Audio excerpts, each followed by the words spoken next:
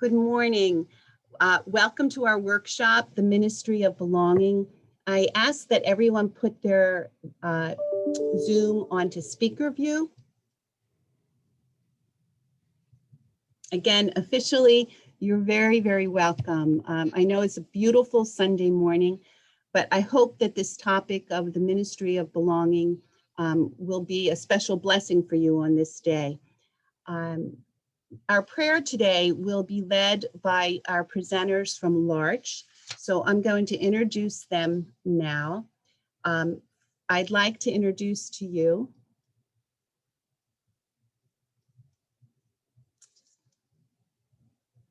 now I have to spotlight myself. I'd like to introduce to you Parker. He is from Larch, and what I really enjoyed about his little bio is that for him, something really special to him is the intersection of theology, social justice, and his engagement with people with disabilities. So I'll let Parker say a little bit more about himself, and then he'll introduce the prayer. So welcome, and I just want you to know that Parker and the participants from Larch are joining us from the West Coast. So it's very early in the morning for them. And so we're most grateful that they woke up at actually before the dawn and are with us on the East Coast today. Awesome. Thank you so much. Yeah, we're very excited to be here. Waking up, it's definitely worth it to be with you all. So thank you so much for having us. Again, my name is Parker. I am the digital communications manager for L'Arche in the United States. So I'm based out here in Los Angeles, California. And yeah, we're just excited to have this conversation. We're excited to be invited. So thank you so much for having us. And to help me cover this topic and get into conversation with you all, I've invited two of my really close friends who live in L'Arche in Portland, Oregon. So this is Therese, and her housemate Adam is currently grabbing some water and some other materials to be helpful. So there he is. Yeah, so they're with us today. Therese is the house leader at the home that you can see here. She's been with L'Arche Portland for over 2 years now, probably coming up on 3. Yeah, and so excited. I know Therese is an incredible friend and incredible advocate, so I'm just excited to have her be a part of this conversation. And Mr. Adam Richards has been a member of L'Arche for over 20 years now. I think I had originally typed up 15, but it is over 20. And so Adam also is another incredible friend and somebody who is fantastic when it comes to advocacy and relationship building. So yeah, I'm very excited to have both of you here with us today. Thanks, guys. Yeah, thanks, Parker. I think Adam wanted to show something to the group. Great.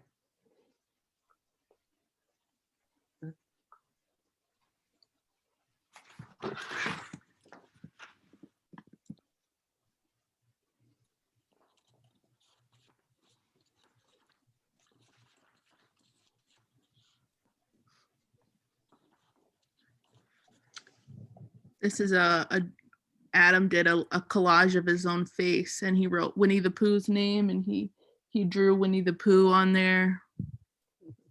That's incredible. Just wanted to show the group. Yeah, that's awesome. Adam, your artwork has been really going off the charts lately. I really love that. Such a good self-portrait as well. Yeah, it's perfect. Pooh is looking nice. I see the red t-shirt. Thank you, Adam. Nice. Awesome. Thanks, Adam. So I'm just going to lead us in a, how should I put it? Just an off-the-cuff welcome and prayer. So if everyone could center themselves and maybe take a deep breath, and we'll begin. So, in the name of the Father and Son and Holy Spirit. Amen. God, thank you so much for inviting us all into this conversation together today. We know that you are here, you are present, you are guiding, you have guided each of us here to this space today for a reason, maybe to meet someone new, to come across a new idea, and to do some important work as we try to continue to build your community and your presence here in our parishes and in our own, maybe in our own homes and with our own families and in our own communities. So we ask that you be with us today, be with us in this conversation, help us say what we need to say and hear what we need to hear. Amen. Amen. Awesome. Well, so I wanted to kind of help give a little explanation for some of the stuff that we're going to do today. So let me share my screen. So one thing that I think is important that we haven't actually done yet is I think for us, it's important as you think about ministry and including people with disabilities, we're going to try and practice some accessible Zoom etiquette. So in that sense, my name is Parker. I am a white male. I have short, recently shaved head. So my hair is very short, it's a light brown. I'm wearing a blue t-shirt, and behind me you can see some flowers and plants.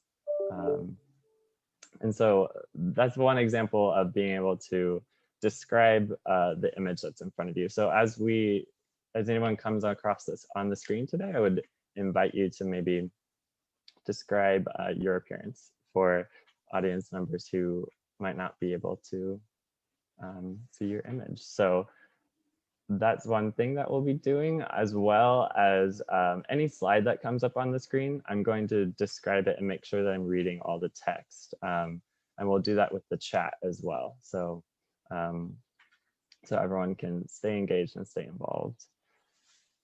As we continue this conversation, I think it's so important to understand that we're just trying to, it is a conversation. And I think sometimes disability can feel really intimidating to people.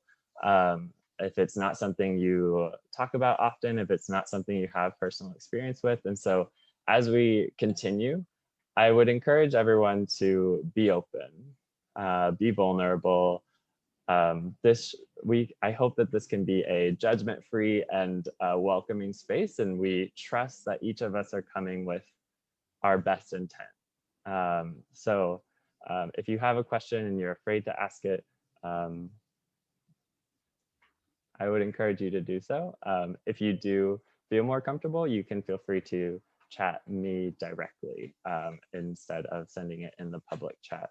So that's an option. Feel free to do that. Yeah, so we're here today. We're talking about the ministry of belonging, fostering authentic connection between young adults with and without intellectual disabilities. You might have noticed that title is a little bit similar to L'Arche. L'Arche is an organization that fosters community between people with and without intellectual disabilities.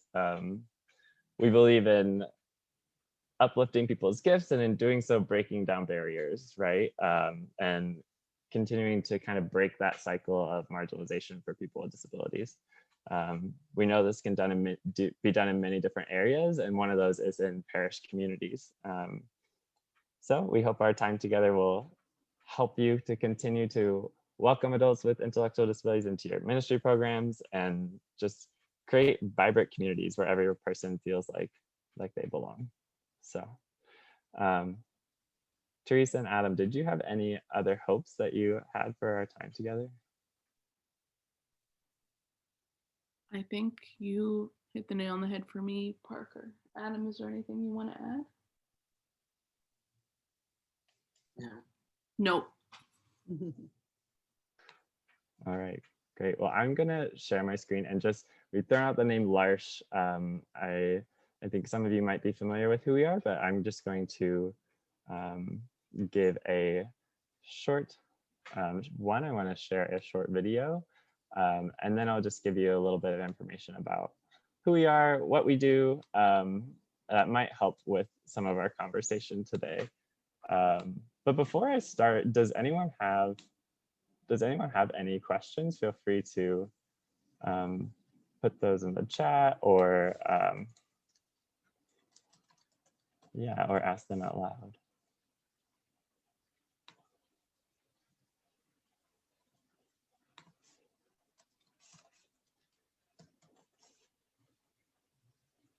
Okay, great. Well, give me one moment and I will share my screen, and we'll get this video up for you all.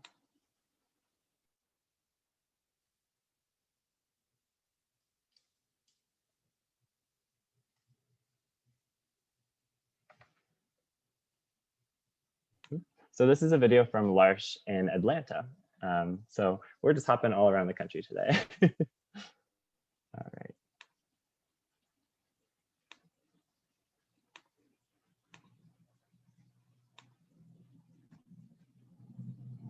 Hello, my name is Tim Moore, and I'm the Executive Director of L'Arche Atlanta.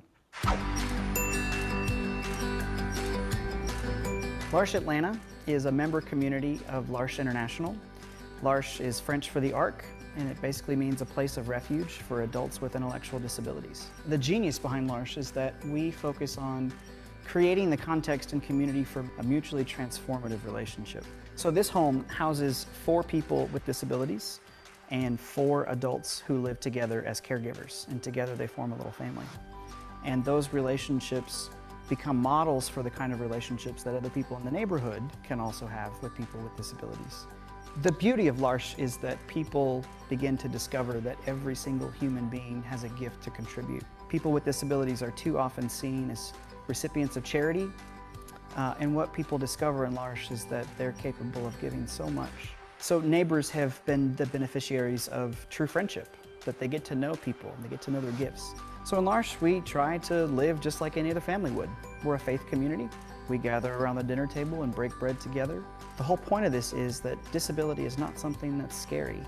It's just another difference that is part of the human condition. We are different, but we are equal.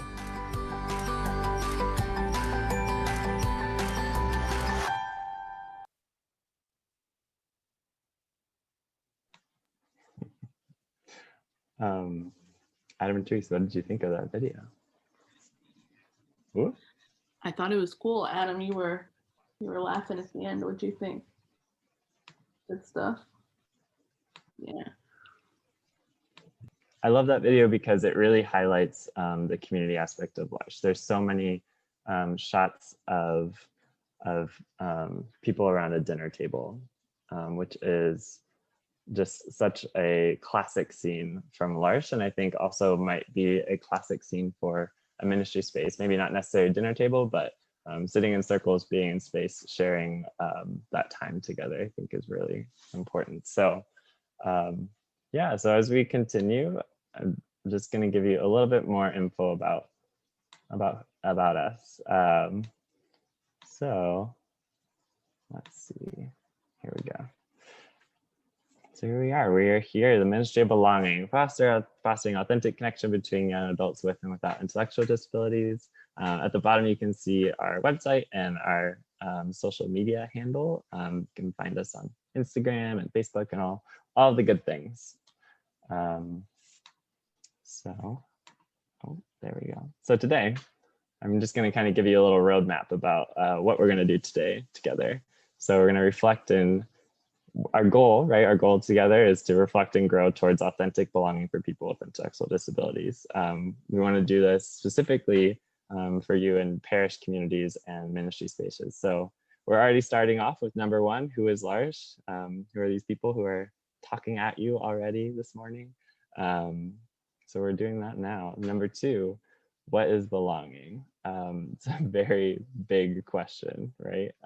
Belonging is a word that has many layers. it's also a really beautiful word. So I'm excited. And Teresa and Adam are going to help me talk about belonging through a little bit of storytelling. Number 3 is tips and tools. So we're going to go through, I've got 7 tips and tools prepared for you all. They're kind of put in question format, so almost be a little bit of a reflective exercise. And I'll send this materials with you as you leave. So you can have those questions as you continue to develop your ministry spaces. And then more questions as we finish the tips and tools. We're going to have a space for a question and answer. So you all, as we're going through the presentation, I encourage you to maybe write questions that you have down and be prepared for that space. We're going to have about 15 minutes where you can ask us anything you want. Might be fun. So, so we'll have that space together. And then you all will have time to converse and brainstorm and kind of do a little work about how you can put this conversation into practice. So again, I mentioned L'Arche, we're people with and without intellectual disabilities sharing life together, growing and celebrating and maybe fighting a little bit together. L'Arche is a place where we really share our lives. You might also wonder what the word L'Arche means. It's a French word that means the ark. L'Arche was started in France in the 60s. So we've been around for a little while, and we're excited to continue being around. So the work that we do, we're here to, the main thing that I think L'Arche knows is everyone has gifts to share. That is something we think about often, and we're particularly committed to making these gifts known in our society. And for you, making these gifts known in your parishes and in your ministry communities. I think when people with disabilities take their place at the table, it just helps us contribute to a more just and compassionate community and space together. So L'Arche has homes and employment programs around the country. We've been to Atlanta, we've been to Portland this morning. I don't think we're taking stops in anywhere else, but we have homes and programs all over the country. And we're just passionate about inclusion and becoming a place for growth for people with disabilities and for people who are without disabilities, for anyone involved, right? It's a place where all of us can come together and build relationships and grow. And sometimes that growing is exciting and fun, and sometimes it's difficult. So I think that that's something that we're open to, and I would encourage all of you as well as we continue to have this conversation. Some of it is going to be fun, and some of it is going to feel like a challenge. And that's a good thing. And L'Arche USA specifically, so L'Arche USA is the umbrella organization for these 18 communities around the country. So if you see it here on the left of the screen, I have a little note where Adam and Therese are coming from this morning. So they're up there in L'Arche in Portland. So we've got these are the locations around the country, and we've also got quite a few emerging communities. So L'Arche is growing, and it's very, very exciting. So we are so excited to be here with you today, and to continue this conversation. Adam and Therese, do you guys think I missed anything when I was describing L'Arche? I think you got it pretty good. What do you think, Adam? Mm-hmm. Anything else to add about the house? Yeah.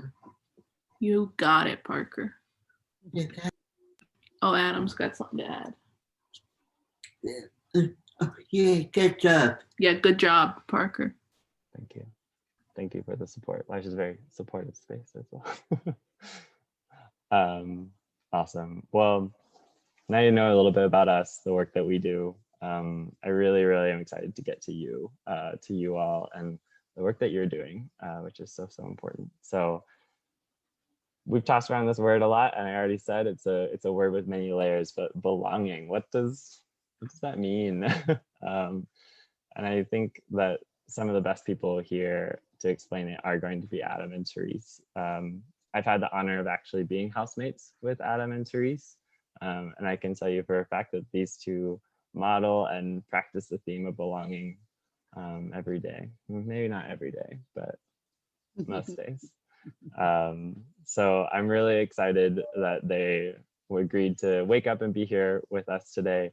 And they're going to share a couple stories that model this theme of inclusion and belonging in their own experiences. So I will let them take it away.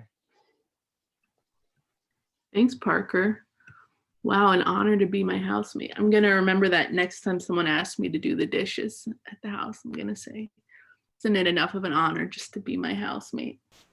Right, buddy? So thanks, everyone, for listening to us. And sorry if, we got our more early morning voices on, but we're excited to be here and we're grateful that you want to hear our stories. And Adam is really the professional at this, buddy. You've been a part of L'Arche for 20 years. Yeah, so I'm just along for the ride, it feels like, and grateful to be here. Oh, and let me say, describe where we are. Thanks for modeling that, Parker. I'm a white female. I got like rectangle glasses.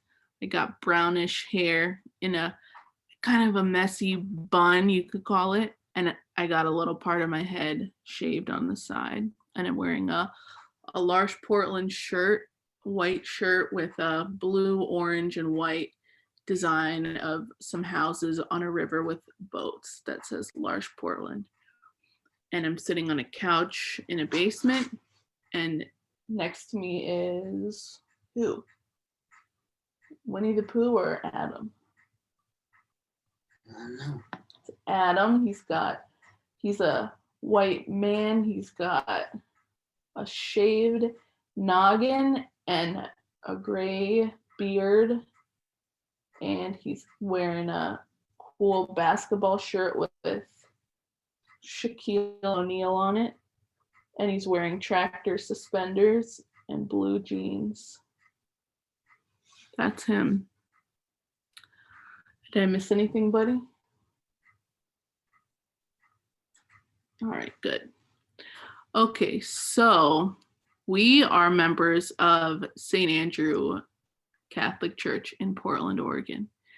And I've only, been a member for almost 3 years, but Adam, you've been a member for lots and lots, decades, right? Yeah.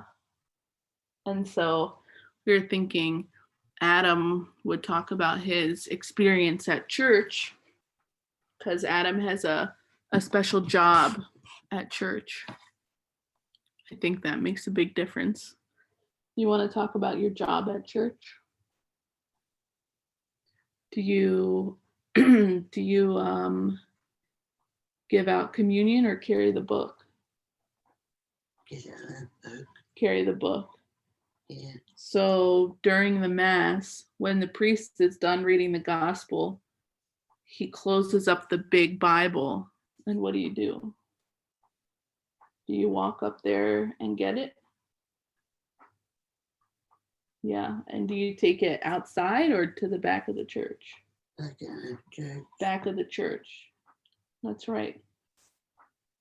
And that, I think we've been watching, since COVID, we haven't been having Mass in person. So we've been watching Mass on, like on Facebook Live or whatever, YouTube, and streaming it on the TV. And every time the book, it's the time for your job, you remember, don't you? You don't like seeing the other people touching your book? No. You let them know. So that's, I think, a good example of, Adam, you're not only a member of the parish, but you have an important job each week, huh? Yeah. And what else? I think that's that story. And then I was going to tell us a story about belonging and visiting you at work. Should we tell it? So, Adam's a working man, except during COVID. But when it wasn't COVID season, where did you work? Was it McDonald's or Edgefield? Let's see, Edgefield. Should I tell him? Go for it. Adam worked at Edgefield and will again after this, which is kind of a resort is the word that comes to mind. It has like, it's kind of a campus on a lot of green space with a golf course, a hotel, a little spa, some wineries, a bar, restaurants. Adam works there. What do you do? Do you do dishwashing or recycle? Do you do boxes? Adam does recycling and folds up boxes. So Adam, I think each day you pull your wagon around to the different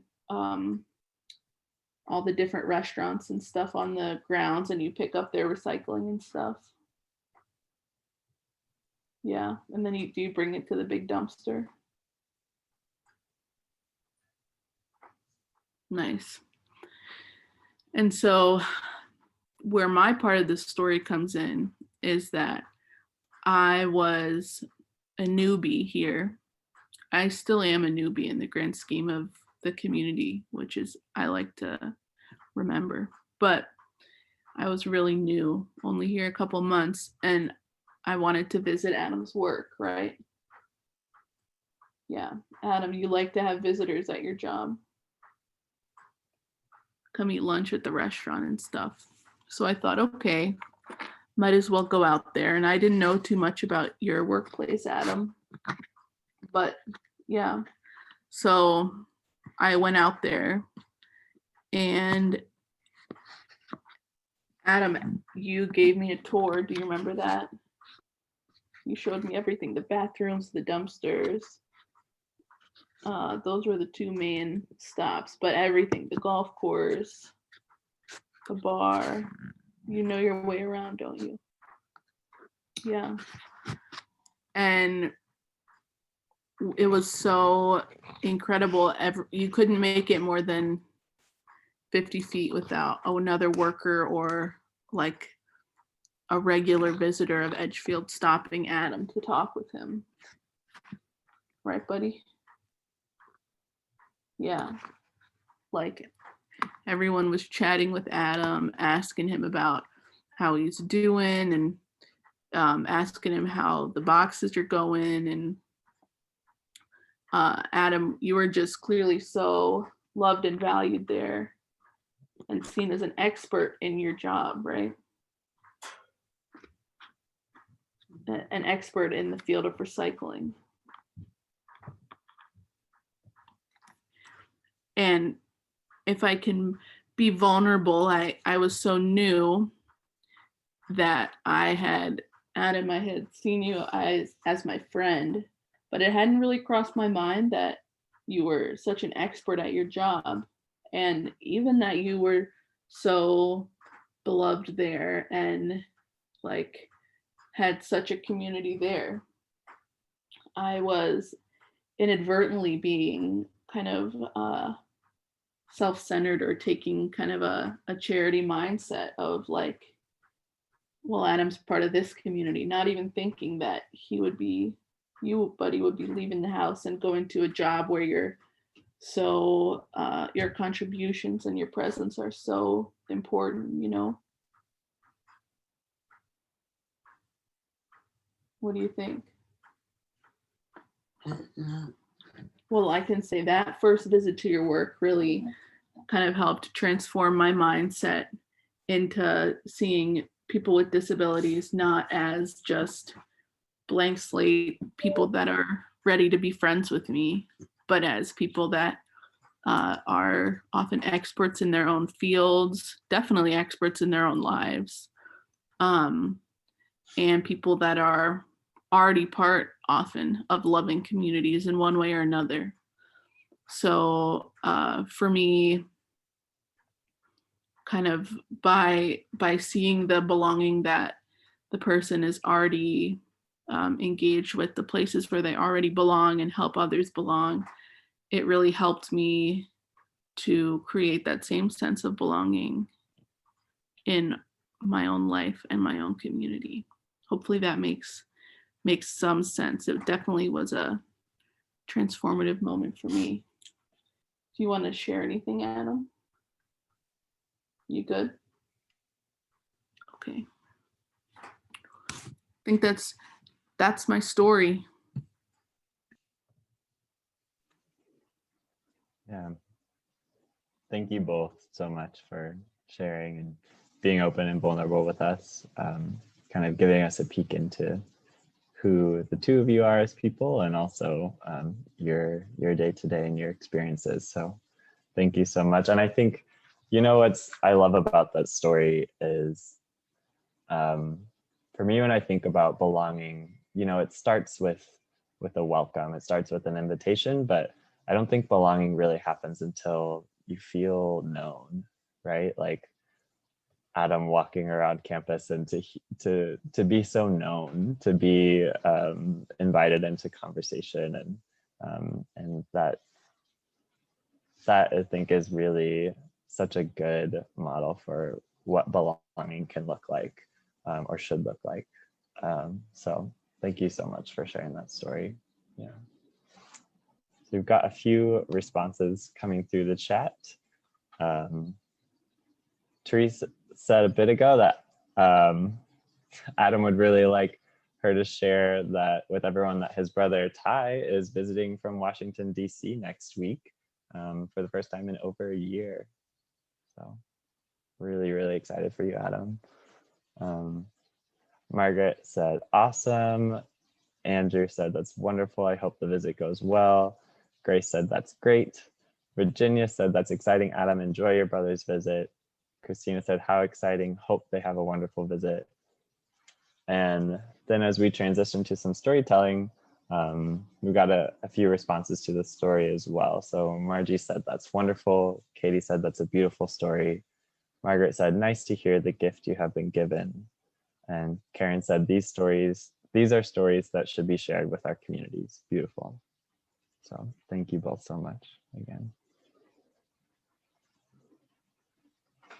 So as we kind of take this sentiment, this heartfelt sentiment of belonging, we're going to bring that with us into a bit of action and some practicality for all of you. So we put together some tips and tools for your ministry spaces. So I think I'm loving this feeling right now, this good feeling. And so I want to hold on to that as we enter into some tougher questions and some more practical questions for you all.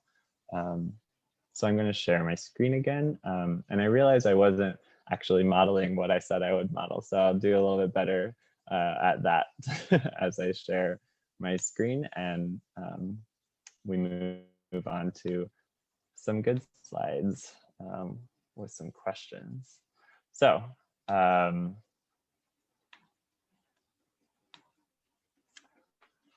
up on the screen, I pulled up a PowerPoint presentation. There's some blue wave graphics at the top with a title that says best practices. In the bottom left, there's an image of a girl and a man fist bumping each other while doing a thumbs up. And it looks like they're sitting at a conference around a table with playing a card game. On the right of the screen, we've got a list of 7 practices. So the first practice is access. The second is inclusive programming. The third is consistency. The fourth is person to person. The fifth is listening and patience. The sixth is celebration. And the seventh is leadership opportunities. So we're going to walk through these 7 practices together. And I'm going to pose some questions and kind of share a little bit of background why the 7 of these things feel really important when it comes to ministry and the work that you all are doing. So up on the screen, we've got a PowerPoint that says access. It's now layered over some orange wave graphics, and there's a few questions at the bottom. So the first question says, have young adults with IDD been invited? IDD is a shorthand for intellectual and developmental disabilities. So that's going to be up on the screen throughout the rest of the presentation. So just want to point that out. So I think this is the first step, right? It's simple. Have people been invited? And you might think like, yes, of course, everyone, all are invited. But I think sometimes it takes a little bit more. It takes an extra step and some intention when it comes to inviting young adults with intellectual disabilities into spaces. So I think that's the first question that is a good place to start. Who's been invited? The second question on the screen is, how can you prepare a space that's welcoming? So I think for myself and my friends with disabilities, it was hard to walk into space and almost feel like no one knew we were coming. So I think being able to start this conversation with the people and peers in the program who, like I started this conversation, like disability, if you've not experienced or had conversations around disability, it can feel a little bit intimidating. So how can you kind of start those conversations and create a space that's welcoming for folks who you're trying to include and celebrate? And I think the last one is, who do you know? What personal connections do you have? Who's on this call right now that might be a good person to get involved and start some of this programming? I think sometimes something that I always said to myself when I was living in L'Arche and still say to myself often is fail well. And I think that like sometimes when you are starting up a program like this and you can get going and you're doing it all on your own, but it's going to be, I think like being able to do something like this and fail well with people that you know and trust is going to make a big difference and maybe help you meet a little bit of success sooner. So the second, I pulled up another screen and the top has some purple waves with a title that says number 2, inclusive programming. So we talked about access. And when I say access, sometimes I actually mean like, is your ministry event accessible? Like, again, the invitation has the invitation been accessible? Some folks might need a phone call more than an email, right? So like simple questions like that, like how can you be sure that your invitations aren't getting missed? Because that's definitely a possibility. Is the space accessible? I mean, it's very simple. Like I'm trying to get down to just kind of the simple things like accessibility can feel, it can feel, it's something that's easy to overlook, I think, when you're planning events and spaces. And so being sure that as you're trying to include adults with disabilities, that the space is also welcoming to them. And then when it also comes down to the content. So how can you, the second question on the screen is, how can you provide support for those with intellectual and developmental disabilities who are attending if it's needed? So thinking through kind of what supports can you have in place for folks who might be in the space together. The third I have up on the screen, some light blue waves with the number 3, it says consistency. And the bottom left of the screen, there's an image of 3 men sitting on a couch, kind of snuggled up together and smiling at the camera. On the right, we have 3 questions. Do young adults with intellectual and developmental disabilities know what to expect?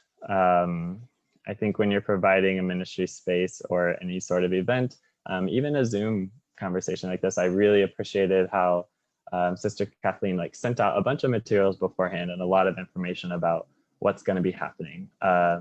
It can be really hard to enter a space as somebody who might need more like different types of access to a bathroom, or like how much time they're going to be able to enjoy like a Zoom conversation. Or so being able to have an idea of like what's going to be happening is important. And having worked in ministry before, I know that it's changing kind of really fast paced, and sometimes you're like, oh, we're going to change this at the last minute and put things together, and that's sometimes the nature of this work, right? But it's also really, really wonderful if we can stick to a plan, and it can be really helpful for folks who are trying to attend and plan this into their schedule. So the second question is, who's showing up regularly? So as you're planning these events and as folks are attending,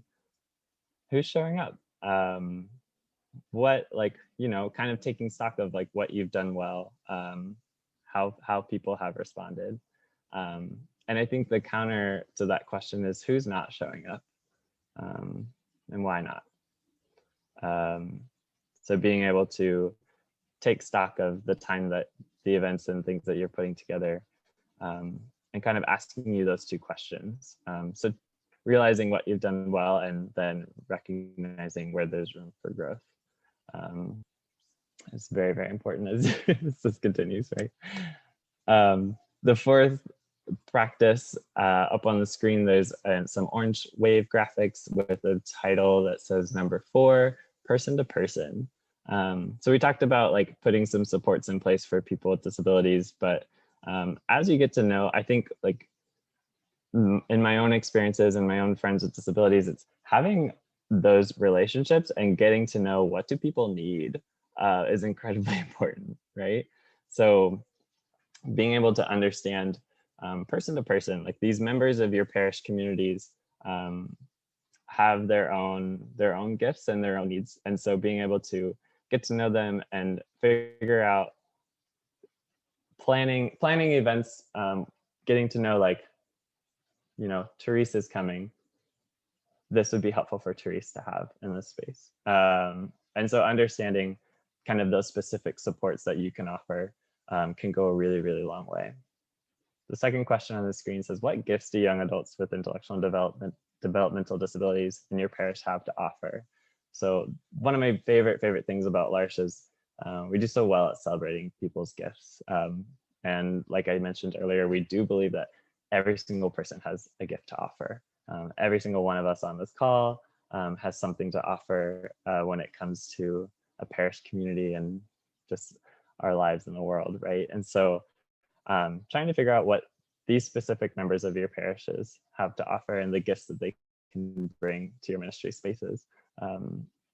And when I think, you know, I know for myself, when somebody says, you have this gift, I want to celebrate it and I want to like and bring it to the light, that makes me feel incredibly welcomed, and also kind of gets back to that sense of belonging, right? I think when we feel like we belong, we feel like our gifts are celebrated and recognized. The third question on the screen is, how can you foster relationships outside of these ministry events? So as I think something that comes up a lot for people with disabilities is this sense of like lack of community, right? And so if you're fostering these events and creating these spaces and building connection, how can you then encourage these folks who are meeting each other to keep doing that, right? Like keep building those relationships outside of the parish community. I think like one of my close friends, who is actually another housemate of Teresa and Adams, I think one of her best friends is a woman that she met at church, and you know, to be in that worshiping space together and then take the relationship beyond that, and go outside of that space. And it can start so simple, right? Like coffee dates, things that are hard right now, maybe during COVID, but hopefully as we transition can be possible again. So the fifth practice, number 5, there's some purple wave elements at the top of the screen. And it says number 5, listening and patience. So have you listened to what young adults with intellectual and developmental disabilities in your parish are asking for? It's one thing to plan events and programming, but it's another thing to, basically I think what I'm trying to get at is you can start with the planning and the event, or you can start with the questions. What do people need? What are they asking for? And kind of build your event off of those. So I think that's an encouraging way to start. The second question on the screen is really, really important to me and was a big lesson that I had to learn when it came to my time in L'Arche, and something I still practice. But have you prioritized the results or the ministry? It's really exciting. Like, this work is very, very exciting. And we all really want to foster those really authentic connections and help people build community, but we have to do it. We have to do this work, and it's slow work. It's really slow work, and it takes time. And I think number 4 was person to person. It's almost one relationship at a time, right? So recognizing that this ministry is one that needs to be patient and needs to be slow, and needs to prioritize the relationships and the journey more than the efficiency of it all. And that kind of gets at the last question. What's the pace of your event? Is there opportunities to slow down, maybe even just simplify, and kind of just share space together? Number 6 is celebration. We've got some light blue waves at the top of the screen. What's worth celebrating? Again, I love that L'Arche celebrates people's gifts, but L'Arche also does really good job of just celebrating in general. I think we're always having a party, right? And so being able to kind of celebrate one another and taking stock of those more simple successes that you've had, I think can go a really, really long way. So kind of asking yourself, is celebration a regular theme in your ministry work? Is there a regular space where you sit down as a community and recognize, like, what have we done well and what's worth celebrating? And it can be big and it can be small. It can be really small things. And so continue to kind of foster this attitude of celebration, I think can lead into a really healthy way of building relationships and recognizing kind of the value in, again, that slow work and that person to person connection. And the last one is leadership opportunities. Like we heard from Adams has a weekly role in his parish, which is just incredible. And so just kind of figuring out where these young adults can take their place and lead. So on the screen, again, there's some orange waves. At the top, it says leadership opportunities. In the bottom right, there's an image of 2 L'Arche members. It's a black and white image, and it's 2 women, and a girl on the left has her eyes closed and is sitting, and then the woman on the right is reaching out and blessing her forehead. So recognizing the spaces where young adults with intellectual and developmental disabilities can lead, I think is crucial. It's critical, it's important, and it sets an incredible example. Again, this kind of gets back to that sense of belonging. Where are my gifts recognized? Where are they put into practice? And being able to do this in a worship and faith and ministry context, I think can set you up for incredible, maybe here I am prioritizing the results, success, but also just a sense of community, a greater sense of community. So, and that was kind of the last question. How will giving young adults with intellectual and developmental disabilities leadership opportunities help extend the reach of your ministry? So I've just given you so many questions. So now I do think that it's incredibly fair that you give us some questions. So I've got a screen up with a little graphic of a face with some thought bubbles coming out of it. On the bottom, there's some purple and it has the title questions. So I'm very excited to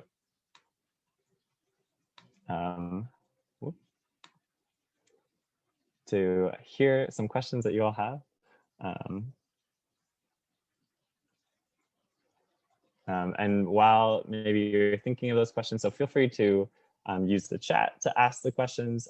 If the chat feature is not accessible to you, feel free to unmute and ask them yourselves. I am going to read some of what has been shared in the chat. So Linda said, although access is not restricted, going a step further by speaking with a person directly, using the person's name if possible, say welcome and wait for acknowledgement. Yes, absolutely. Thanks, Linda. Angie said, agreed, each person has a gift to offer. Margaret said, what are some of the small celebrations you have held? Oh, great. So these are some of the questions. Cool. Well, I've talked a lot. Teresa and Adam, I'm going to pass this first question over to you. So what are some of the small celebrations that you all practice? Small celebrations. Well, what are some of the parties that we have? Adam, you're, I think, a great example because you call everything a party. You say lunch party, like walk party, McDonald's party, right?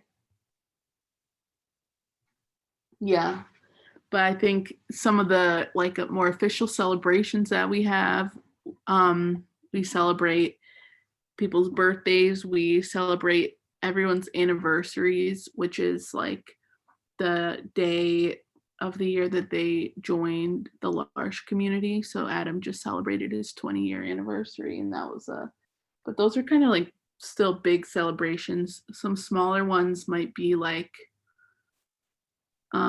every Friday our house has a sing-along. Grace is also asking if there are, oh, okay, sorry. See, I'm getting distracted by the chat. We have sing-alongs on Fridays. Adam keeps me in check. We usually have pizza nights like once a month, spirituality nights once a month, all that kind of good stuff. So we used to, before COVID, we would have like some type of sort of gathering or celebration once a week, but now it's a little bit less or different because we're definitely a lot more like based in the house. So I would say, yeah, if that helps. What do you think, buddy? Celebrate the little natural things as they come up too. Like if someone has, if one of the core members, which is what we call adults with disabilities, if one of the core members has an unexpected day off work, we'll use that time to celebrate, do something fun. Yeah. Totally. I think one of the lessons that I learned in L'Arche, building some relationships, was one of my housemates at the time. I was trying to do all these things and like make all these things happen. I was like, we can do this together. We can have this conversation. When really all he wanted to do was just sit with me. Like that was, and being able to celebrate that just time together. We just sit on the porch, and I think after I stopped trying to do all these things was when our relationship actually got so much better. So the next question in the chat says, are there plans to build a L'Arche community in the Pennsylvania or New Jersey area? I can take this one. There's currently the first L'Arche community in the United States was started in Erie, Pennsylvania. So I'm not sure how close that is to some of you, but that community, yeah, that community was the first community in the US, and they're like a big, vibrant community, and are about to celebrate their 50th anniversary. So we're coming up on 50 years with L'Arche in the United States, so we're pretty excited. Can you Parker, give some examples? Can I say something? Yeah. Sorry. I'm from Lancaster, Pennsylvania, and my dad has like a large reading group in Lancaster. If that's closer to anyone, I can give you details for that. That's cool. Yeah, Teresa, I forgot that you're from Pennsylvania. These are your people. Yeah, wait, where in Pennsylvania? I'm curious, but I don't want to interrupt. Just write it in the chat.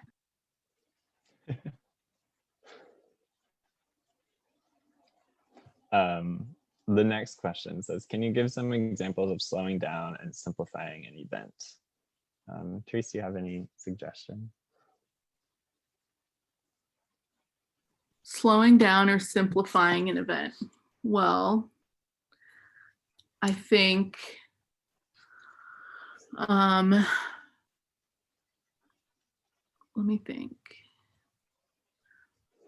One thing that's helped me is to sort of let go of some of my own like preconceived expectations or hopes for what like a celebration would have. Like, I want to say we did like this, and this, or like this party. Can I turn it down a little? Real quick. Thanks, pal. Like this party, it's gonna have like, we're gonna play these games and do like this music and blah, blah, blah.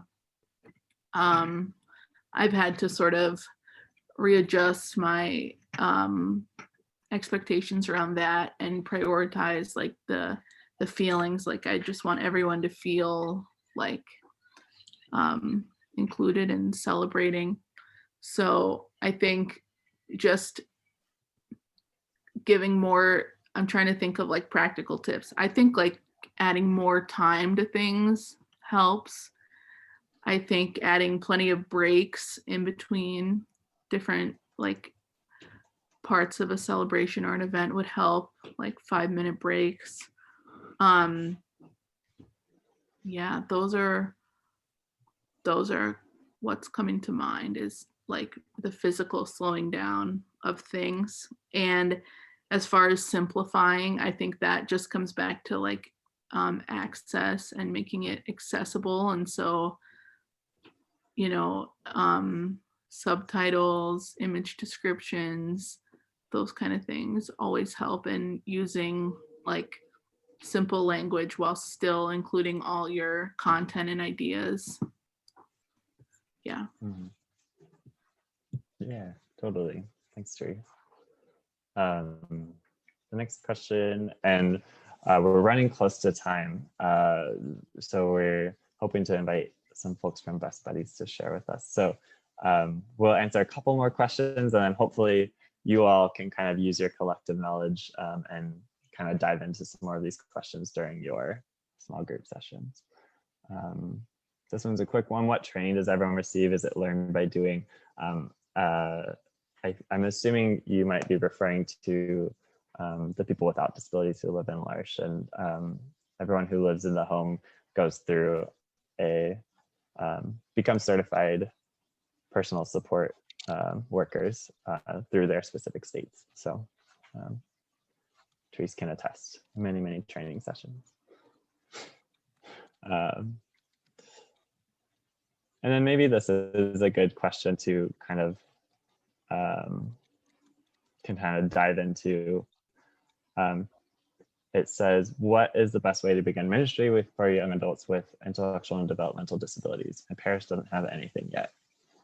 I think the best way might be, well, you know, Therese has a book club apparently, which is super cool. But I think, you know, the best way, not a book club, but I think the best way to start these ministries is to, again, maybe start small, that person to person.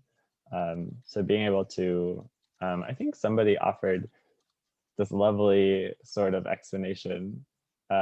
Yeah, Linda, right earlier, was saying, going a step further, speaking to a person directly, using the person's name, saying welcome and waiting. I think that honestly is it, right? Like that's how any ministry is begun. It's kind of two people showing up, making an invitation and waiting. I think that's just so important. So I really appreciated that, Linda, and I also appreciate that question. So again, maybe it gets back to that first question I had on the slide on access is like, who do you know? So kind of getting together with the people that you know, and crafting something that feels exciting, that you're going to have energy around and be able to commit to. Therese, do you have any ideas of how folks could start this type of ministry? Adam as well, I'd love to hear if you have any ideas, buddy. Yeah. Adam, what do you think? What's the way that people can help make sure you're included?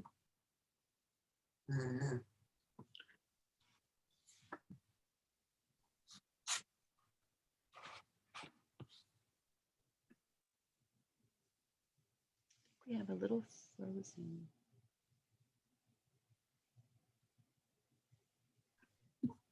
I don't know if my internet. Gotcha.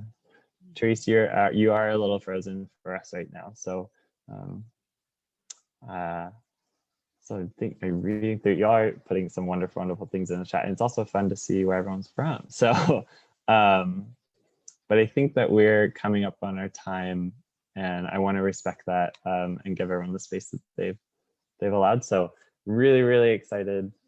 Thanks so much, everyone, for listening to us and for asking some really good questions. So I hope that your small groups are fruitful. Thanks.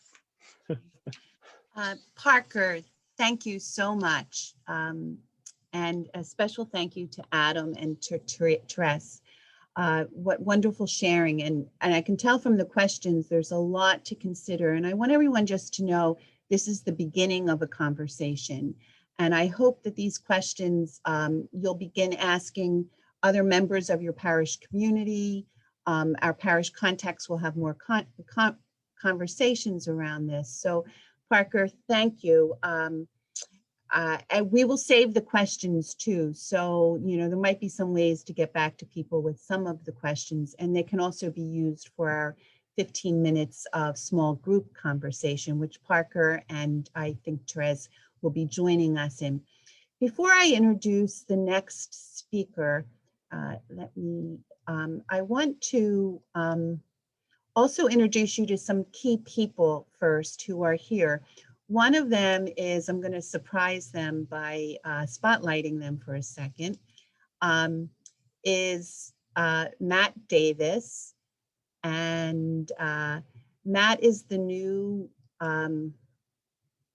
director for the Office for Ministry to Persons with, that's my job, the Office for Ministry to Young Adults. And I'm so excited that he and some of the board members or ad hoc committee on assisting to restructure are listening to this conversation, because hopefully Archdiocesan and parish young adult ministries will help to, begin this conversation in your parishes, some ways to intersect what's going on. And Matt, you can unmute if you'd like to just say a hello. And Father Weber, if you unmute too, because I'll be introducing you. Hi, Sister Kathleen. No, just excited to be here. Great sharing, great ideas, and happy it's just the beginning of a conversation. I feel like a lot of more conversations can happen. So just happy to be a part of this, Sister Kathleen. Thank you. Thanks. And another key person who's present on this conversation is Father Dennis Weber, who is the mission coordinator for the communities of Divine Providence and Donguanella, which many of you may not realize are, as well as the larger sites for Divine Providence and Donguanella, are now 13 community homes, Father Dennis, or it might even be increased. 26 actually. Yeah, so is that exciting? Yeah. And their charism is not unlike the charism of Larch in sharing communities with people with and without developmental disabilities, and also forming a faith environment. So Father Dennis, we only have a short time before I introduce Best Buddies, but is there anything you want to say? No, thank you, Sister Kathleen. I'll keep it short, but Sister Kathleen certainly mentioned that the intention of our founder, St. Luigi Guinella, was also very similar to that of the large communities. It's good to be with all of you here today, and to thank you, Parker, and Adam, and Therese or Therese. I'm not sure exactly pronunciation of your name, but it's good to hear from all of you. And I can tell you, for me personally, this ministry has been a great blessing. I've been involved now over 32 years with this ministry, and 23 of those as a priest. So good to be with all of you today.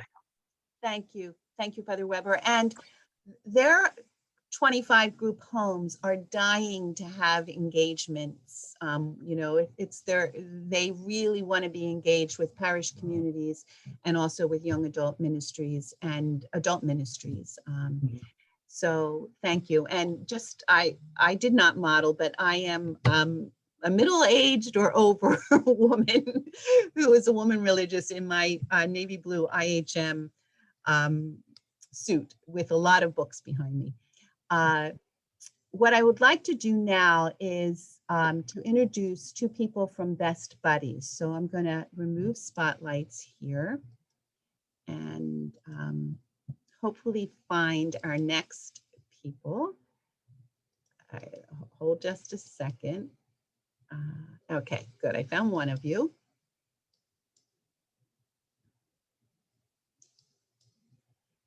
And hello. Oh, wait, I did see Millie. Wait a second. Here we go.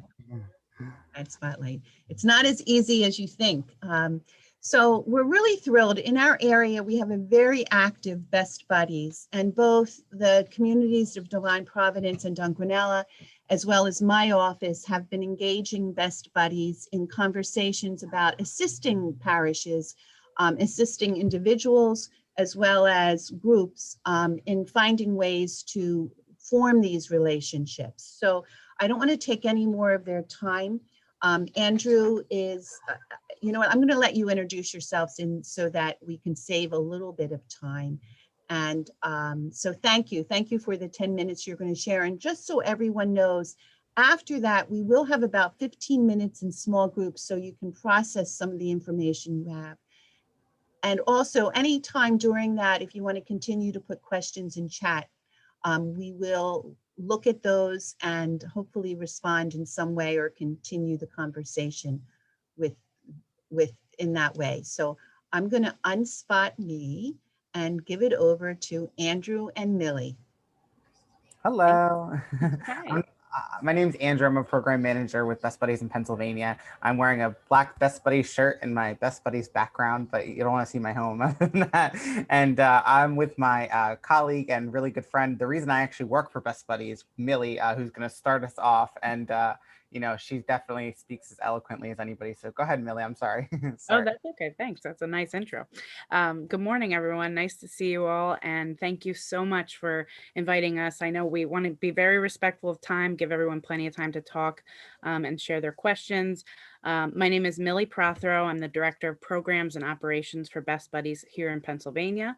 Really loved hearing more about the work of Larch. Thank you to Parker, Therese, and Adam for sharing. I loved seeing their bond. They really have a down-to-earth friendship where they have each other's backs. I love seeing Adam adjust Therese when she was sort of had her hand on her chin. That's the kind of friendships that we love to see happen with Best Buddies. So I have a quick PowerPoint that I will share a little bit about the work we're doing in Pennsylvania. And I also want to pass it to Andrew to talk about some opportunities that might really appeal to your communities. So I will share my screen now if the technology is on my side, and we'll see what we can accomplish in 10 minutes. Okay, hopefully everyone can see that. On your screen, you'll see that this is a Best Buddies mission statement, and I'll read that for everyone. Best Buddies is a nonprofit organization dedicated to establishing a global volunteer movement that creates opportunities for one-to-one friendships, integrated employment, leadership development, and inclusive living for people with intellectual and developmental disabilities, that IDD acronym that Parker mentioned. So what that really means is we're just trying to create a more inclusive world for all of us to live to our fullest potential. And we do that in a variety of different ways that I'll get into, but everyone is welcome to be a part of this movement. And it's really led by our volunteers. We couldn't do what we do without them. So a little bit of background, we were founded by Anthony Kennedy Shriver in 1989. He started the first Best Buddies chapter at Georgetown University as a way of bringing together people with and without disabilities in a social setting. He was inspired by his Aunt Rosemary Kennedy, who had an intellectual disability, as well as a couple of people, frankly, in his family. You may be familiar with Eunice Shriver, who's pictured in that black and white photo, who is his mother, the founder of the Special Olympics. His father, Sergeant Shriver, who founded the Peace Corps. I mean, the list goes on. His uncle is John F. Kennedy, our former president. So this family has such a rich legacy of service to the community and being pioneers for the disabilities community in particular. That's really something that we're proud of at Best Buddies. And since that one chapter was founded in 1989, we've now grown into 3,200 chapters around the world. So we have programming happening in all 50 states in the US, as well as 59 countries around the world. So it's a real global movement that we're a part of. And what I like to think about it as is what Special Olympics is doing on the field, we're doing in other aspects of people's lives. So they can really have connections, have opportunities, and live a full life, which we all deserve. So these are at the bottom of your screen, the 9 official programs of Best Buddies. We have elementary through college level school chapters. And those are opportunities to bring students with and without disabilities together. Within the chapter, they have leadership opportunities. They have one-to-one friendship matches that they make. And then they have inclusive activities that they host each month. So this is a really great chance for students to learn collaborative skills, how to manage things, how to plan, skills that will definitely serve them in their career going forward. And they're also changing the school culture. So they're setting an example for their peers that we're all more alike than different, and everyone should have a seat at the table, which is a really great thing to instill in young people. So we have a couple of other programs. I'll read them for you. Our promoter chapters are chapters of schools that don't have a special ed population. So they're working just to promote inclusion, and they might partner with community organizations to do that. eBuddies is our email friendship program. Citizens is our adult friendship program, which Andrew is a big fan of. He'll tell you more about that. Ambassadors is a program where we're fostering public speaking and self-advocacy skills for folks. And then Jobs and Living are the 2 programs that we don't currently offer in PA, but we'll tell you more in a minute. So here's what we are doing in PA. We have 130 chapters across the state. Really proud of that. When I started working for Best Buddies 5 years ago, we had 50. And I certainly would love to take credit for all of that growth, but teamwork made that dream work. We had really strong program staff. And then just the word of mouth, as students and families see the benefits of being involved in Best Buddies, they're talking about it. And then, that grows naturally. More people want to bring that inclusion to their school. So we've been really fortunate to have some really great schools involved in our programs. We also have a Thriving Citizens program that Andrew's going to tell you more about in both Pittsburgh and Philadelphia. And then our eBuddies program, we have about 200 people throughout the state who are engaged in email friendships. Throughout the year, we're offering lots of different leadership training opportunities. And so we have our ambassador program for people with and without disabilities to learn public speaking. But we also do train our student leaders for all of our chapters. Each year we come together several times a year. Once during the summer, we bring students across the country and around the world together for our International Leadership Conference. But locally, we're doing that in Pennsylvania throughout the year as well. We were also really excited to establish a student advisory board this year, which has really created lots of great connections for students from all over the state to work together to help us achieve our mission. And one of the things this year, I think more than any other year, that we've been doing is working on creating inclusive opportunities virtually. So as much as we can, we want to create space for people to connect with each other and end that feeling of isolation. So we've got lots of good stuff going on to do that. And just this slide was already here, but it really makes a lot of sense for what we're talking about today. And that is the sense of belonging that we all strive for and want to have in our lives.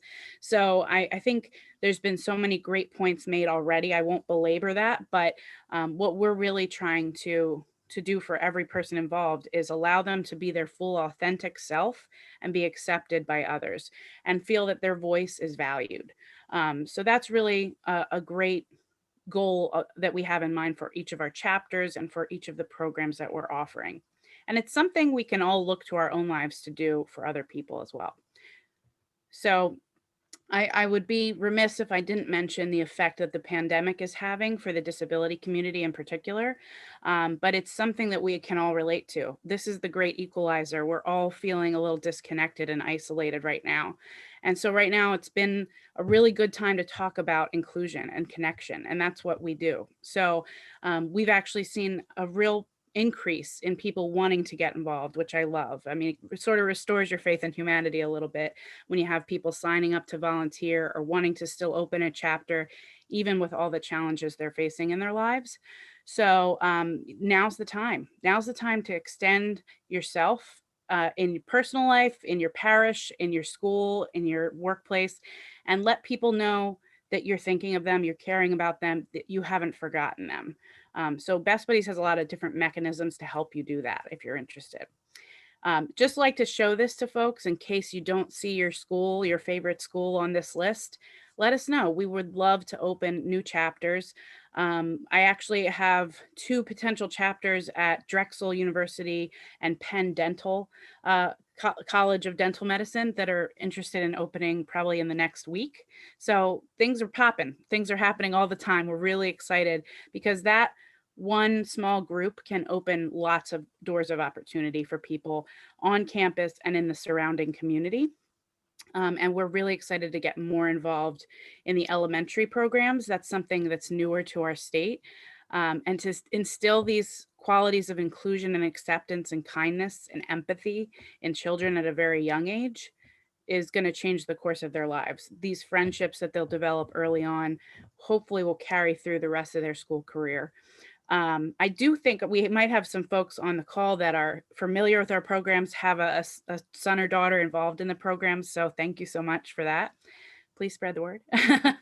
And just letting you know what our schools are doing right now. Obviously, they can't always be together to have their activities like bowling or dances or different movie nights that they're doing during the year, but they've been super resilient. This year, my theme words are connection, resilience, creativity, innovation.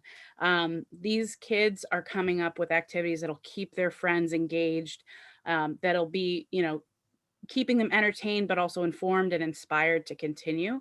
So we've seen really great activities happening over Zoom, over Google Hangouts, FaceTime. They're just staying in touch in really great ways. So we are trying to ease any burden they might feel to keep those things going on by presenting lots of other opportunities, not only for just those individual chapters, but for all of our chapters, all of our participants to collaborate in some of these monthly activities that we're hosting. And one in particular that I wanted to share with all of you is that we're hosting a monthly speaker series that's really a platform for us to go in a lot of different directions. So we're inviting different guest speakers each month, and we engage in a really great dialogue and talk about ways that we can all be more inclusive. We learn perspectives that we might not have had the opportunity to hear. So that's an opportunity open to anyone. So if you're interested, we can make sure to share the sign up link for that. But lots of great things happening: movie night, trivia night, yoga, just fun stuff that lifts everyone's spirits, because that's important for our mental health and well-being as well. This is my favorite part of what we do, our ambassador program, because they're really allowing folks to have their own voice and to feel empowered to use it. So we usually partner with a corporate partner or a community organization that wants to have a volunteer activity. And their employees or their participants act as speech coaches for us. So we pair each individual that wants to be trained as an ambassador with a speech coach, and they get that one-to-one attention and support and feedback to really develop a story that's going to share with the community the firsthand experience of having a disability, of feeling excluded, or the benefit of feeling included, the difference that a friend made in their lives. So once people experience our trainings throughout the year, they can be asked to speak at events like this. So if you ever have a need for a speaker and you want to have a real impact and spread the message of inclusion, our ambassadors are great messengers for that. So we'll be their agent. We can book it for you and coordinate the dates and times to make that happen. But we also highly recommend that you check out YouTube. Best Buddies has a ton of great content on there, ambassador speeches, buddy pair highlights, and things like that to really showcase what the mission is all about. So I'm going to pass it over to my dearest friend and colleague, Andrew, to tell you more about our adult program. Yeah, Take it away, thanks. Thanks, Millie. I know we're wrapping up on our time, so I'll be mindful of that. But I just wanted to really share this amazing opportunity that everybody here is eligible to be a part of, and also something that, like Millie said, I'm very passionate about. And that's our Citizens Program. So this is our program that engages individuals who are 18 years and older, so our adult population. So when you're not involved in our school program, you can be involved with Citizens. And what I really love about it is you have the opportunity to be involved for a lifespan, right? Once you finish your chapter, or if you weren't even involved before, you can always be a part of our Citizens Program. And the great thing about it is we're fostering one-to-one friendships in the community. So most times we're introducing people to one another who would never have had the opportunity to meet before. And we've had a lot of success over the last, I think, 5 years since we've had this specific program. But, one of my also favorite things about it is it's a really opportunity to meet somebody, yes, that you haven't had a chance to meet before, but really break down that barrier between person and disability. Some of the friendships we've had that are pictured here, you can even see like Matt and Steve on the top left have really grown to know one another and are actively a part of each other's lives, whether that be through finding new jobs or relationships or going on trips together. And the pandemic has really changed a lot of that for us, but even virtually, we've seen a lot of our friendships that we've matched really keep each other sane during this time. And we're still making matches virtually too. So I'll read some of the text on here real quick, and then I'm open to any questions, and I can really quickly talk about how you can apply. But Best Buddy Citizens matches adults with IDD in a one-to-one friendship with volunteers in their community. We offer monthly group activities so that participants can connect and have some fun. And you really have an opportunity to make a new friend and make a positive impact in someone's life. And we have an online application that everyone who's interested in applying goes through. And we have a little bit of a screening process that I work with all of our applicants on. But we've really made it, so inclusive and available to everybody. We're really growing our presence in the Philadelphia area. And we have a chapter in Pittsburgh, which kind of covers the whole range of the state. So I wish I could have someone here to talk with you too. But like I said, there's so many examples and videos that we can also share, and just a real opportunity to be involved. So I know Sister mentioned that this is an opportunity for parishes. So if anybody specifically has, or if you're interested or somebody who would be a great part of this program, I'll put my email in the chat. I know Sister will probably share more information after as well. So, we really do try to make sure everyone has an opportunity to be involved. And to answer your question, Linda, we definitely want everyone to feel like they're a part of the mission. We do mission training with every volunteer that comes aboard, especially at our chapter level in schools, but even in Citizens, we've curated an online training as well as other opportunities virtually and in person to make sure you're feeling a part of the mission and not just doing it for volunteer sake or your resume, right? And not to mention it's a one-to-one. So really there's somebody holding you accountable really if you're not, and it's very evident in the relationships that we've built. So if anybody has any questions, Millie, if I forgot anything, feel free to add in, but Citizens is our great opportunity to really be involved up until you're 132. I would just add, well, one thing, Andrew takes a really thoughtful approach when he's making the matches. He's our matchmaker. Yeah. And he's interviewing each participant, really getting a sense of their interests and their schedule and availability. So we're really happy to see all the friendships that he's helped to kind of cultivate.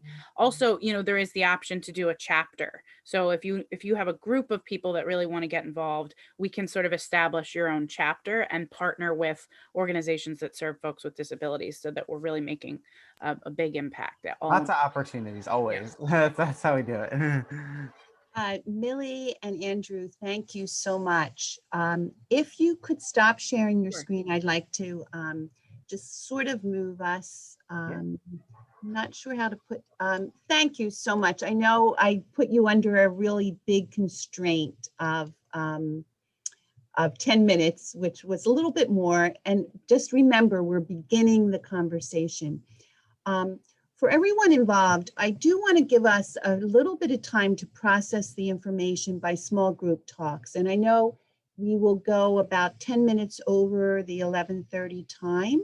So everyone will have just 10 minutes to sort of like take a deep breath and also chat with whoever you end up in the room with over some of these conversations. I will share Best Buddy information with everyone. It is obvious that what they do, similarly to Larch and similarly to Divine Providence and Dunguanella Village, really matches our desires, our goals in really fostering authentic relationships between people with disabilities and people without disabilities. So I'm going to put you in rooms. It's going to be random. There should be 4 or 5 people in the room, including our speakers. And let's just have 10 minutes of conversation, hash out some of the things you're thinking or feeling, and we'll come back for a final prayer.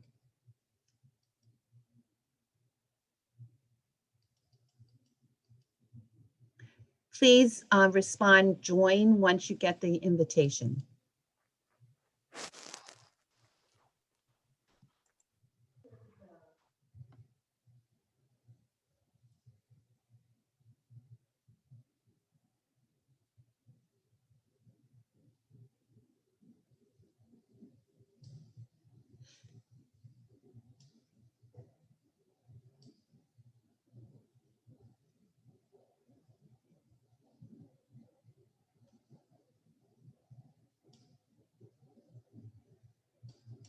Oh yeah, Sister Kathleen, that's our facilitator. Good. Oh no, not necessarily. Because I can come in and out of rooms. Hello, Okay. everyone. I picked the best room for sure. Do you want to Hi. introduce yourselves? Sure, I'll go. And everyone at this time can unmute, so it can just be a little natural conversation. Real quickly, Katie. I have a son who's 17 and a half with Down syndrome. He's been part of Best Buddies, and I'm really interested in the Divine Providence and more some of the Catholic aspects of this, and excited. Thank you, sister, so much. Mhm. I'm just excited and grateful. Well, this is a great group because all of you have young adult family members, so that's fabulous. And thank you, Mike and Donna and Mary Ellen for being here, because we really want to foster this within our diocese. Mary Ellen, where are you from? So it's Mary Eileen. Oh, and- Mary Eileen, right. Yeah, oh, it's totally fine. This is my daughter, Mary. Hello. And we are from Doylestown, and we actually have been hopeful to connect with the Cushings. So Oh, good. it's really divine providence as we sit here. So Can I say yes, what and grade I am? hi, Katie. It's nice to meet you. Can I say too. what grade I am? Sure. I'm in 12th grade, and I'm a senior at CB West High School. And I've been like, I can't believe that I'm almost done my youth group at Arlen Rock Carmel. I'm almost done. Yeah. Well, you do know, and I've talked to all of you, I think, about this. We are going to have a listening session, and I'm sorry, Mary, your name is again. I know Mary Eileen. I missed. Mary. Oh, Mary also. Yes. Well, yes, she's Mary Rose. My Oh, first Mary Rose. That's so Yeah. beautiful. Thank you. We are going to have a listening session, April, I think it's the Wednesday, I think it's April 15th. I will be sending that out. to you with Matt and some of the ad hoc committee for the youth and young adults. And basically, Mary Rose, it would be nice if you joined us too, because you're transitioning into the adult group. And they want to just hear from youth with intellectual disabilities. Just like, what do you want to be a part of and how can you connect? Does that sound good? Well, you know what? If you don't have to say much, you could just listen, but I'll let you know more information about Mary it. Ellie knows us, but we don't know you. But our daughter Kara is at the same high school. She's in the TOPS program. It's for people after they've graduated from regular high school, continue there, and it's for life skills and job skills. So Kara's about to turn 21, so she's going to transition out of the school program and into adulthood. We're looking at different college programs and other things, and she's actually working in Doylestown now and place, so we're very close to there. I'm a We've deacon. seen her. We've seen her at work, actually. Okay. Oh, that's And great. I'm a deacon at St. Jude Parish in Chalfont, and my wife has been involved in a lot of the, especially as we've met Sister Kathleen, I don't know, it's probably been at least 10 years ago. She got involved in some programs. We was doing a prep program for special needs, and it got involved in some things in your archdiocese with Sister. So we got involved there. But we have a daughter, Kara, 21, with Down syndrome, and also we have a nephew who's now 15 or 16. I forget how Jimmy is. 16, who also has Down syndrome, and so we've been involved in the community. We have a adult parent support group in our parish, and that's we're getting some good feedback from that. People feel very welcoming. We try to get the people participate in different activities, have altar servers and things like that, so they feel some connection and get, people get you well known. And there was one thing about being known, is being one of the issues. And I remember when I was in training in the summer, they said, you're a public figure. People are going to be recognize you. And people don't know. And I said, well, I've been that way my whole life.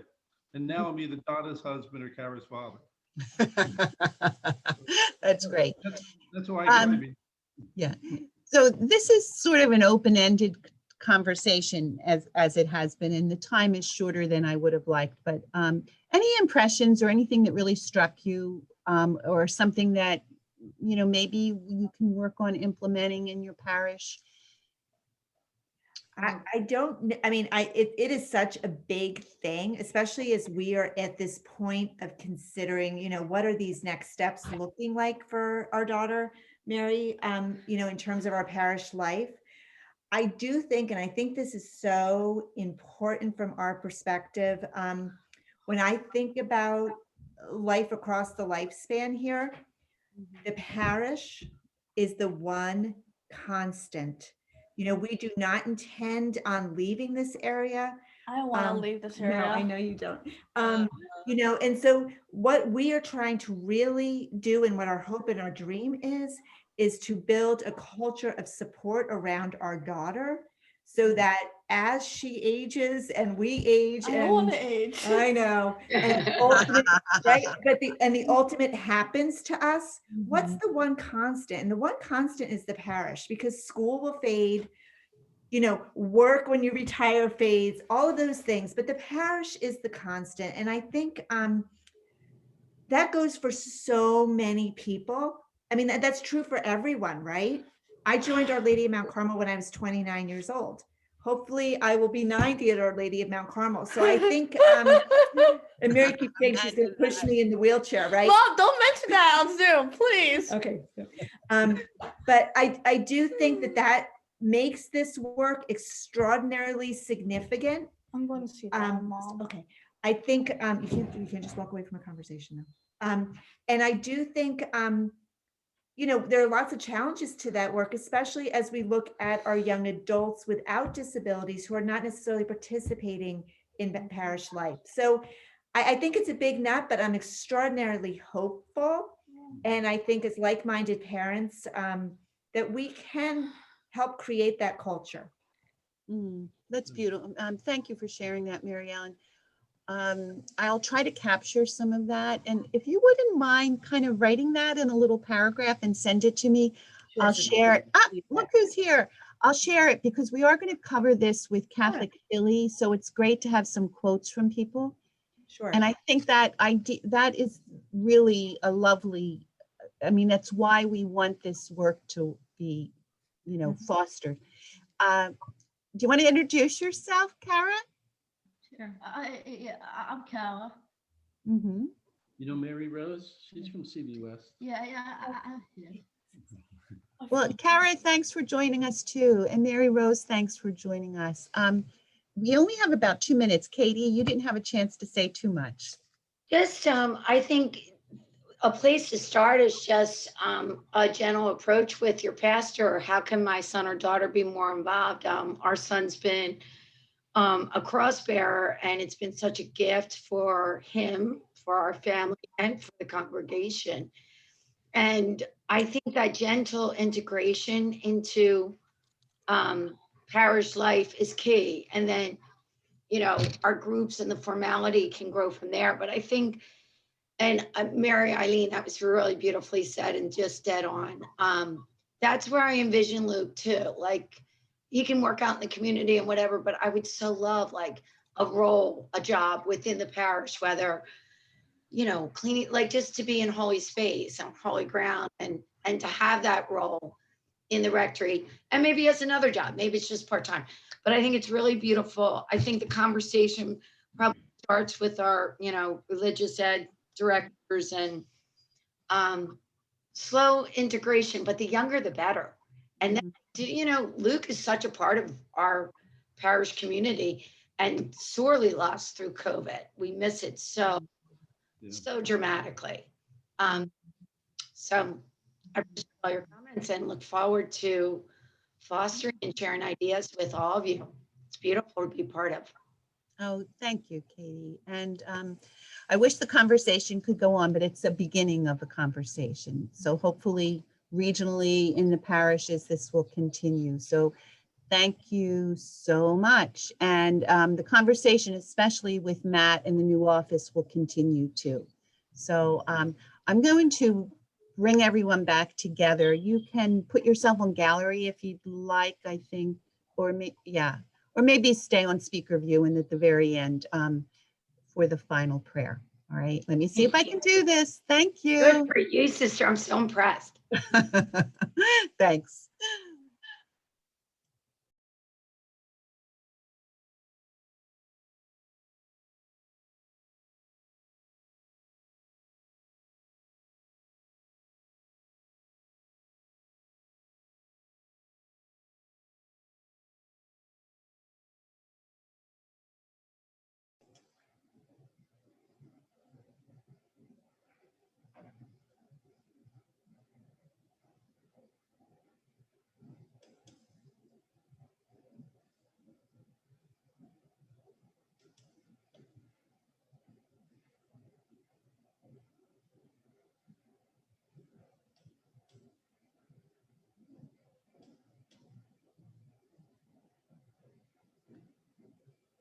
I think it takes a few minutes for everyone to come back.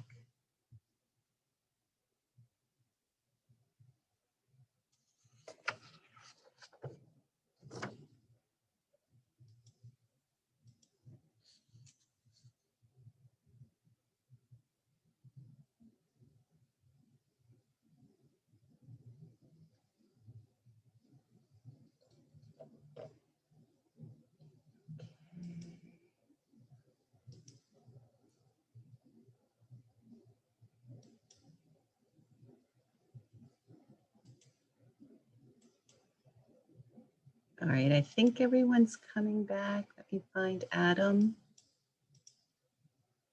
Yeah.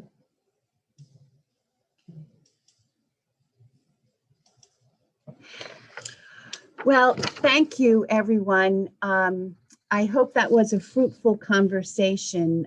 If anyone wants to leave, I'll leave the chat room open. If anyone wants to summarize, or if your room had any special concerns or questions, you can add that to the chat, which we will look over. I'll be sharing this definitely with Parker and Larch, with Best Buddies, and also Matt from the Office for Ministry for Youth and Young Adults. Our time is a little bit over time, and so I don't want to, continue too long. Parker, do you want to say any final words before we say our final prayer?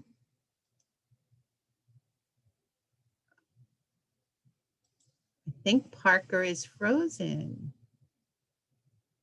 Okay, sorry, Parker, you look frozen to me. So a special thanks to Larch, a special thanks to Best Buddies, to Matt for being on this conversation with us, for all the work that Father Weber does at Divine Providence and Donquinella communities. I want to say a special thank you. Thank you all for joining us, and let us close now with this prayer to Saint Joseph. I'm going to pray it for you, but if any of you printed out your paper, it's on the back of that paper. In the name of the Father, and of the Son, and of the Holy Spirit, amen.